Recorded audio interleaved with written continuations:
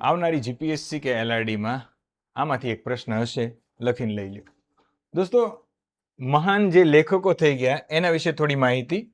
આર્યભટ્ટ તો એ ગુપ્ત યુગમાં થઈ ગયા, પણ યાદ રાખજો કે નવરત્નમાં ચંદ્રગુપ્તના નતા આવતા, એ પછીથી થયા. એમના પુસ્તક છે સૂર્ય સિદ્ધાંત, જેમાં સૂર્યગ્રહણ, ચંદ્રગ્રહણ અને પૃથ્વી છે એ સૂર્યની આસપાસ ફરે છે એની ચર્ચા કરી. 10 ગીતિકા અને ગીતિકા પદમ કે જેમાં જે શૂન્ય પદ્ધતિ છે, દશાંશ પદ્ધતિ, એનો ઉપયોગ કેવી રીતે કરવો એની પહેલી વખત ભારતમાં વાત થઈ.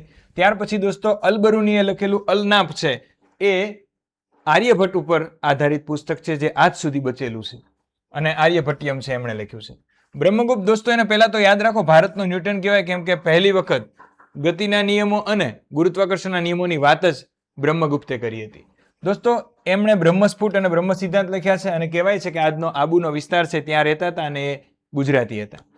નાગાર્જુન છે ને ભારતનો આઇન્સ્ટાઈન કહેવાય છે, કારણ કે પહેલી વખત એમના જે પુસ્તક છે શૂન્યવાદ, એમાં શક્તિ વિશે એણે ચર્ચા કરી હતી. E=mc² જેવી ચર્ચા એમણે એમની ભાષામાં કરી હતી. મહાયાન સંપ્રદાયની શરૂઆત, મૂર્તિ બનાવવાની શરૂઆત કનિષ્કના સમયમાં એણે જ કરી હતી. શૂન્યવાદ એણે લખ્યું, અને મૂળ માધ્યમિક કારિકા એ પુસ્તક પણ એણે લખેલું છે. ત્યાર પછી વરાહમિહિર ભારતના જ્યોતિષશાસ્ત્રના પિતા કહેવાય. એમણે બૃહદ સંહિતા લખી હતી કે જેમાં અણુવિજ્ઞાનની વાત પહેલી વખત આવી. હોરા લખ્યું છે કે જે જ્યોતિષી ઉપર છે, અને પંચ સિદ્ધાંતિકા છે એ આપણા બ્રહ્માંડ ઉપર એમણે લખેલું છે.